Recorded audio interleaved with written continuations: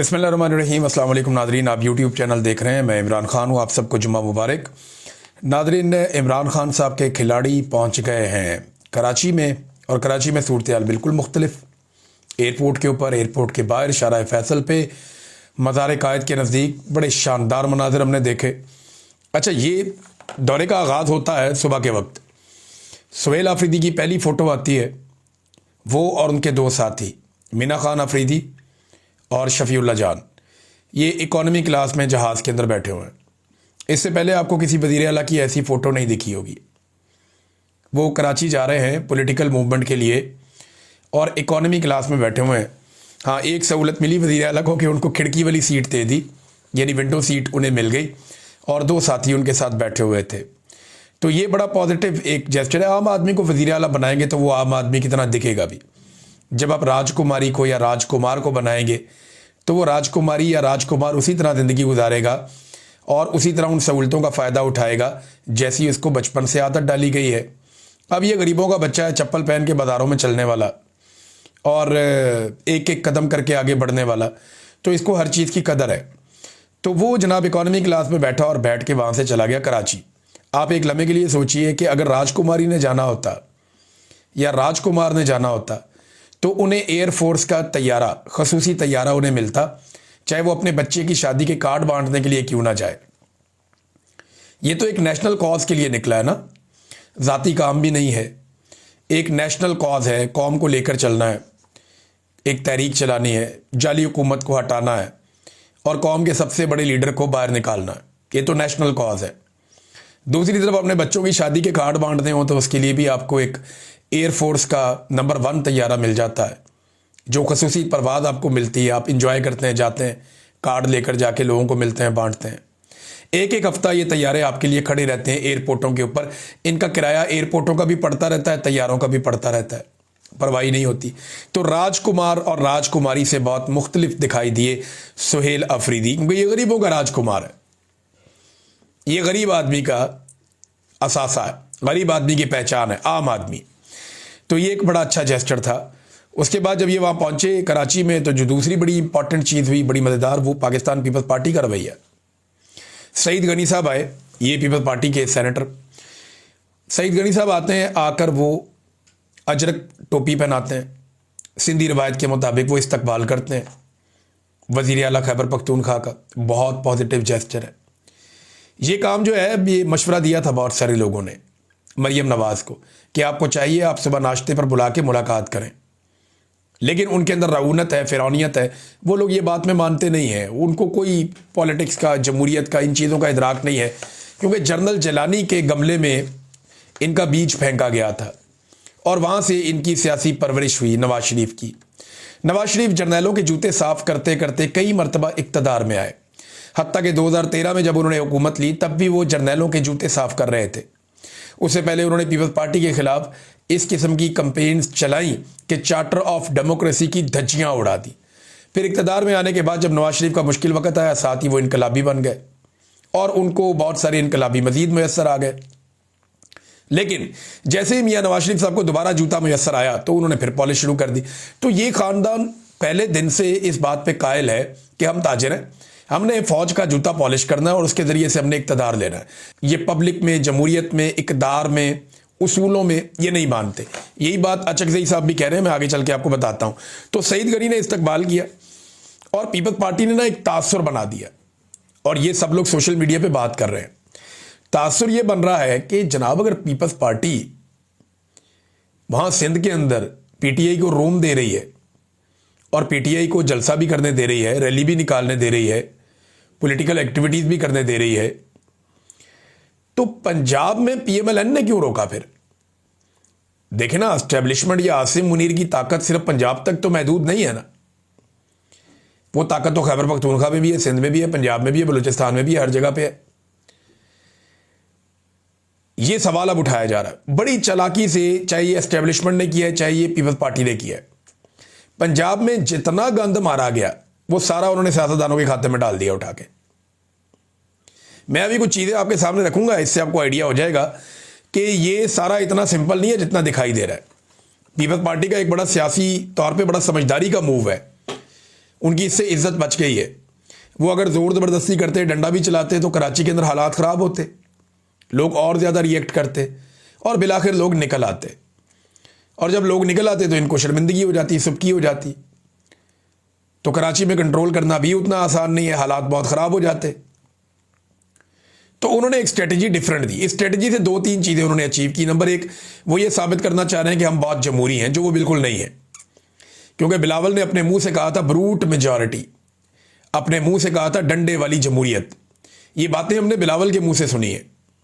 और बिलावल की पार्टी ने सहाफ़ियों पे सबसे ज़्यादा जुल्म किया पूरे पाकिस्तान में, रिकॉर्ड है।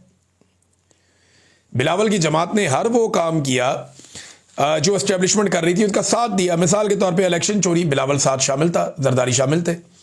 सहाफ़ियों के लिए मुश्किलात, जरदारी शामिल हैं। MNAs और उनके ख़ानदानों का अगवा हुआ, जरदारी शामिल है उसके अंदर। पीपल्स पार्टी ने हर जुल्म के अंदर साथ दिया, पूरा का पूरा इलेक्शन चोरी कर दिया। जो अदलिया को कंट्रोल किया गया, हर चीज़ में, ये इस्तिस्ना वाले मामले तक पीपल्स पार्टी हमेशा एस्टेब्लिशमेंट के साथ खड़ी हुई।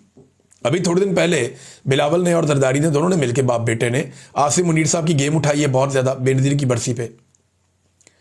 तो ये इनको अचानक क्या हो गया? नहीं, अचानक नहीं हुआ, ये एक हिकमत अमली है। देखिए ना, अगर पीपल्स पार्टी इतनी अच्छी पॉलिटिकल पार्टी और इतनी जमहूरी है, तो बलूचिस्तान में हुकूमत किसकी है? पीपल्स पार्टी की है। तो पीपल्स पार्टी को चाहिए ना बलूचिस्तान में भी वहाँ के कारकुनों को जलसा करने दें, जुलूस करने दें। वहाँ नहीं करने देते।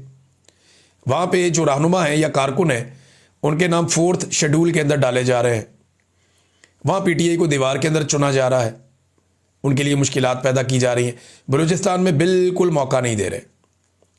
ये कराची के अंदर ख़ास तौर पे पीपल्स पार्टी को ये बात आइडिया था कि हम जितना भी रोक लें, हम मुकम्मल तौर पे लोगों को रोक नहीं पाएंगे। जिस तरह PMLN गंदी हो गई, वैसे हम भी गंदे हो जाएंगे। अब कई लोग कह रहे हैं जी इसके पीछे एस्टेब्लिशमेंट नहीं है, ये PMLN और नवाज शरीफ अकेले कर रहे हैं जो कुछ भी कर रहे हैं पंजाब में। ये बात दुरुस्त है कि नवाज शरीफ जो है वो सियासतदानों की पूरी लौट के अंदर सबसे घटिया ज़हनियत का ख़ानदान यही है, शरीफ ख़ानदान। सियासतदानों की जो पूरी लौट है उसके अंदर साबित किया वक्त के साथ साथ कि सबसे घटिया ज़हनियत का जो ख़ानदान है वो शरीफ ख़ानदान है। इन्होंने बेनज़ीर भुट्टो की गंदी नंगी तस्वीरें बना के, उनकी वालदा की भी, हेलीकॉप्टरों से, जहाज़ों से फेंकवाई। इन्होंने औरतों पे हमले किए। इन्होंने यास्मीन राशिद को जेल में डाल के नवाज शरीफ ने ज़बरदस्ती उनका इलेक्शन छीना। इन्होंने जजों से टेलीफोन के ऊपर फैसले करवाए, वो टेलीफोन कॉल्स आज भी मौजूद हैं। इन्होंने जर्नैलों को रिश्वतें दी, बाकायदा ये भी रिकॉर्ड के ऊपर मौजूद है। इन्होंने हर वो गंदा काम किया जो कोई भी घटिया तरीन सियासतदान या सियासी ख़ानदान कर सकता है। तो जितना ये आला कार बने एस्टेब्लिशमेंट के, उतना कोई, और एस्टेब्लिशमेंट को ये भी पता है कि ये किसी के सगे नहीं है। लिहाजा ये कराची के अंदर जो कुछ भी हो रहा है, चाहे पीपल्स पार्टी अकेली कर रही है, चाहे एस्टेब्लिशमेंट के साथ मिलकर कर रही है, ये जो भी हो रहा है इसमें PMLN गंदी हो रही है। नवाज शरीफ साहब एक मरतबा फिर गंदे हो रहे हैं और उनका होना बनता भी है गंदा। अवाम ने नाज़रीन बड़ा शानदार इस्तकबाल किया सुहेल अफरीदी का, और बड़े पैमाने पर लोग वहाँ पर पहुँच गए, बहुत बड़ी तादाद में। एयरपोर्ट से निकलते निकलते जो सलमान अकरम राजा साहब हैं वो बताते हैं कि 2 घंटे लग गए हमें बाहर आते आते। इतनी दुनिया सुहेल अफरीदी के इस्तकबाल के लिए खड़ी थी। फिर जिस तरह उनकी रैली चली, जिस तरह लोग उनके साथ गए, 4:30 बजे वो पहुंचे, जाके उन्होंने जलसागाह का देखा, वहाँ पे भी सैकड़ों लोग खड़े थे। सैकड़ों कह लें, हज़ारों कह लें, हर एक की अपनी अपनी है, लेकिन बहुत बड़ी तादाद में लोग खड़े थे। और एतवार के रोज़ उन्होंने कहा यहाँ पर हम जलसा करेंगे। तो अवाम का रिस्पॉन्स तो बहुत अच्छा है। कराची में पाकिस्तान तहरीक इंसाफ के झंडे बड़े लंबे अरसे बाद दिखाई दे रहे हैं। तहरीक इंसाफ के पोस्टर्स, बैनर्स बड़े लंबे अरसे बाद दिखाई दे रहे हैं। इमरान खान की तस्वीर बड़े लंबे अरसे बाद दिखाई दे रही। तो ये एक अच्छा जेस्चर है पाकिस्तान तहरीक इंसाफ के लिए, और उनके पास एक मौका है कि वो अपने आप को साबित कर सकें कराची में। अब बड़ा इम्तिहान तहरीक इंसाफ का एतवार वाले दिन है। एक तो रैली है उनकी जो हैदराबाद तक जाएगी, देखते हैं उसमें कितने लोग, कितनी गाड़ियाँ, किस तरह शामिल होते हैं। दूसरा जो एक बड़ा इम्तिहान है वो है जलसा। अगर तो पाकिस्तान तहरीक इंसाफ उस नौइयत का बड़ा जलसा कर देती है जो उनकी पहचान है, तो फिर एक दफ़ा निज़ाम की चूलें हिल जाएंगी। निज़ाम के लिए ये बात अया हो जाएगी उनके सामने कि इमरान खान आज भी सबसे ज़्यादा मकबूल है। देखिए ना, सुहेल अफरीदी का जिस तरह का इस्तकबाल हो रहा है, सुहेल अफरीदी कौन है? कल तक कोई नहीं जानता था। इमरान खान का एक अदना कारकुन है। इमरान खान ने उसको एक ड्यूटी दे दी। अब ये शख्स इतना मकबूल हो गया कि लोग जहाँ जाता है लोग इसका इस्तकबाल करते हैं। लोग आंसुओं से, फूलों की पत्तियों से इसका इस्तकबाल करते हैं। और वो आदमी रातों रात हीरो बन गया बहुत बड़ा। इसने इमरान खान के लिए कुर्बानी भी बहुत दी। सुहेल अफरीदी की और दीगर जो नौजवान हैं जो आईएसएफ से ट्रेंड होकर आए पाकिस्तान तहरीके इंसाफ में, उनकी बड़ी लंबी चौड़ी कुर्बानियां हैं। सुहेल अफरीदी उनमें से एक है। ये उसूलों के ऊपर खड़े हुए लोग हैं। लेकिन अगर इमरान खान के एक खिलाड़ी को इतनी तवज्जो मिलती है और ऐसा इस्तकबाल मिलता है तो एक लम्हे के लिए सोचिए कि अगर इमरान खान बाहर आ जाता है तो उसका इस्तकबाल कैसे होगा। तो एस्टेब्लिशमेंट को कुछ चीज़ों का अंदाज़ा आज हो गया होगा, और जो रह गई हैं उनका अंदाज़ा ये जो हैदराबाद के लिए रैली जाएगी, और ख़ास तौर पे जो कराची में जलसा होने जा रहा है एतवार वाले दिन, क्योंकि एतवार को छुट्टी है, तो पूरे कराची के अंदर जो है वो ये कैंपेन चलाई जा रही है कि जलसागाह को भरा जाए। तो देखना यह है कितने बड़े पैमाने पर लोग उस जलसे में आते हैं। वो जलसा मुल्की सियासत के लिए एक बड़ा इंपॉर्टेंट दिन होगा। अब सवाल ये पैदा होता है कि क्या एक बहुत बड़ा जलसा करने से और कराची में ये सारी मूवमेंट चलाने से इमरान खान साहब रिहा हो जाएंगे? तो जवाब है नहीं। आपको मेरी बात बुरी लगेगी लेकिन जवाब है नहीं। जब तक पंजाब के अंदर बड़ी कैंपेन खड़ी नहीं होगी, जब तक पंजाब सड़कों पे नहीं आएगा, जब तक पंजाब अपने अपने इलाकों में निकलकर पुरअमन एहतजाज शुरू नहीं करेगा, तब तक इमरान खान साहब के लिए हालात नहीं बदलेंगे। पंजाब में इसीलिए फस्तायत का लेवल बहुत ज्यादा है। देखिए ना, सबसे बड़ा डाका कहां डाला गया इमरान खान के हक पे, या सबसे बड़ा डाका किस सूबे की आवाम के हक के ऊपर डाला गया? पंजाब की आवाम के हक पे या उनके वोट के ऊपर सबसे बड़ा डाका डाला गया है ना। तो पंजाब के लोगों को ही अपना हक लेने के लिए खड़ा होना पड़ेगा।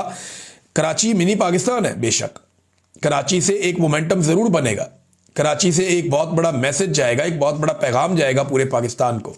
ये बात एक हकीकत है, मगर जो किसी भी तहरीक का उरूज होगा वो पंजाब से ही होगा। जब तक पंजाब पूरी शिद्दत के साथ नहीं निकलेगा तब तक मामलात नहीं बदलेंगे। ये बात आप लिख रखें, बुरी लगे, अच्छी लगे, लेकिन कराची में पीटीआई अपनी पूरी ताकत शो करके एक मोमेंटम बना सकती है, चंद कदम आगे बढ़ सकती है। लेकिन पंजाब के अंदर जो है वो लाहौर में अब एक्टिविटीज़ हो रही हैं तहरीक तहफ़्फ़ुज़ आईन पाकिस्तान की, और उन्होंने अपनी सियासी सरगर्मियाँ बहुत तेज़ की हुई हैं। ज़मान पार्क में भी गए वो लोग, उन्होंने वकला से खिताब किया तहरीक तहफ़्फ़ुज़ आईन पाकिस्तान के ओहदेदारान ने। फिर इन्होंने ख़वातीन से भी खिताब किया, जो ख़वातीन का विंग है उससे। और फिर अचकज़ई साहब का ये स्टेटमेंट बड़ा इंपॉर्टेंट है।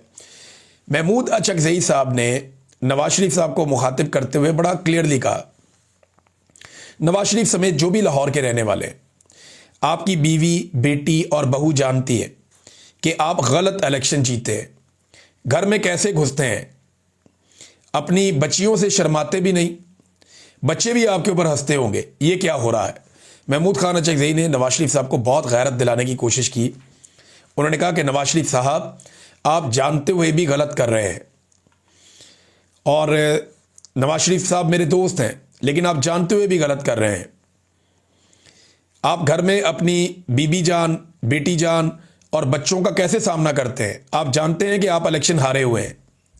उन्होंने कहा कि पाकिस्तान की आवाम ने कमाल कर दिया कि तहरीक इंसाफ, जिसके पास अपनी जमात का इंतखाबी निशान भी नहीं था, उसको ढूंढ ढूंढ कर वोट डाला। महमूद खान अचकज़ई ने कहा कि ना ये फौज और एजेंसियों से कोई झगड़ा है, दुनिया जहां की फौजें जो कर रही हैं, आप उसी फ्रेम में रहें तो आप हमारे भाई हैं। दुनिया को चलाने के लिए एक निज़ाम दिया हुआ है और सबको अपना अपना काम करना चाहिए, निज़ाम को ख़राब ना करें। हमारी एस्टेब्लिशमेंट की तरबियत ही गलत है। आपको अगर शौक है तो आए, वो काम छोड़कर आएँ, लेकिन डंडे धौंस से काम नहीं चलेगा। ठीक है जी, अगर करनी है सियासत तो आए ना, आसिम मुनीर साहब इलेक्शन लड़ें, यूनिफॉर्म के साथ ही लड़ दें, एक शिक शामिल कर दें आइन के अंदर कि फौजी अफसर इलेक्शन लड़ सकते हैं। जहाँ जहाँ पे जो फौजी ऑफिसर है या सेक्टर कमांडर है या दीगर अफसरान है, वो इलेक्शन लड़ लें। सियासतदानों के मुकाबले में पता चल जाएगा वो जीतते हैं या हारते हैं। आना है तो खुलकर आ जाए, फिर सियासत करें। ये क्या तरीकाकार है कि पीछे बंद कमरों में बैठ के फैसले करते हैं, फिर उन फैसलों पर अमल दरामद करवाने के लिए हर किस्म का हरबा भी इस्तेमाल करते हैं।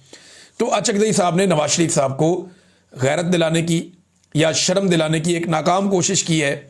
मुझे तो नहीं लगता कि ऐसा होगा, क्योंकि नवाज शरीफ साहब इस सिस्टम के वो पुर्जा है जो बिल्कुल किसी किस्म की भी टस से मस होने के लिए तैयार नहीं है।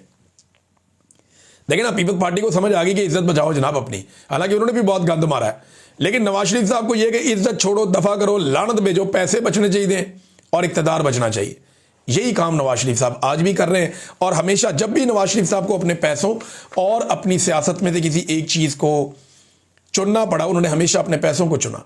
जब भी उन्हें इक़्तिदार और उसूल में से किसी एक चीज़ को चुनना पड़ा तो नवाज शरीफ साहब ने हमेशा इक़्तिदार को चुना, और ताकत के असूल के लिए वो हमेशा एक लेवल मजीद नीचे गिरते रहे। नवाज शरीफ साहब का ये रिकॉर्ड है।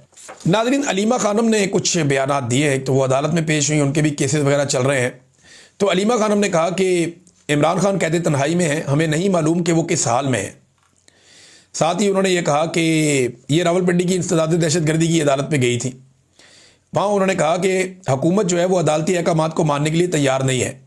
हमारे पास कोई फोरम मौजूद नहीं है जहाँ पर जाकर अपना केस हम रखें। साथ ही उन्होंने कहा जी कि एक बड़ी तहरीक हम चलाएंगे, हम पाकिस्तान को बंद करेंगे, इमरान खान को बाहर निकालेंगे, हर हाल में निकालना पड़ेगा। और इसी तरह सलमान अकरम राजा साहब ने भी बड़ी एग्रेसिव बात की है कि अडियाला की दीवारें गिरने वाली हैं और इमरान खान बहुत जल्द उनके बकौल बाहर आ जाएंगे।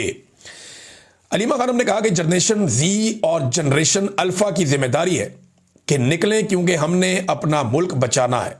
लोग कहते हैं इमरान खान हमारी उम्मीद है और वही बाहर निकलकर मुल्क चलाएंगे, इमरान खान को हम रिहा करवाएंगे। ये अलीमा खानम ने गुफ्तगू की है। नादरीन, एक दफ़ा फिर इल्ज़ाम लगाया गया पाकिस्तान तहरीक इंसाफ पे। इस मरतबा ये इल्ज़ाम लगाया इंफॉर्मेशन मिनिस्टर ने। उन्होंने कहा कि पीटीआई ने दहशतगर्दों को लाकर बसाया, हम इनका खात्मा करेंगे दहशतगर्दों का, यह अता तारड़ ने कहा। देखिए, ये इतलात की मिनिस्ट्री है, डीजी ISPR भी यही बात करते हैं। ये दोनों हुकूमत में भी हैं और इख्तियार भी इनके पास है, इक़्तिदार भी इनके पास है। तो इतना रोला डालने की बजाय, इतनी छलांगे मारने की बजाय, ये सिर्फ इतना काम करें जो इमरान खान ने कहा था कि आप उस मीटिंग के मिनट्स ले आए। आपके पास ही है ना सब कुछ, वो रिकॉर्ड आपके पास है। उस मीटिंग के मिनट्स ले आए जिनमें यह फैसला हुआ हो कि दहशतगर्दों को पाकिस्तान में लाकर बसाना है, ले आओ। आज तक ये नहीं ला सके। बल्कि मैं इनको ये चैलेंज करता हूं कि जब PDM की हुकूमत बनी, जब राणा सनाउल्लाह ने यह अनाउंस किया, तो जून, मई और जुलाई में होने वाली जो मीटिंग्स हैं उनके मिनट्स ले आए। उनके अंदर यह फैसला हुआ था, मैं चैलेंज करके कह रहा हूं कि मई, जून और जुलाई, इन महीनों में जो मीटिंग्स हुई थी उनके मिनट्स ले आए। सरकार के अंदर आप लोग बैठे थे, उन्हीं में यह फैसला हुआ था कि दहशतगर्दों को पाकिस्तान लाकर बसाना है और खैबर पख्तूनख्वा में दहशतगर्दों को लेकर आना, लाकर उनको वहां बिठाना है।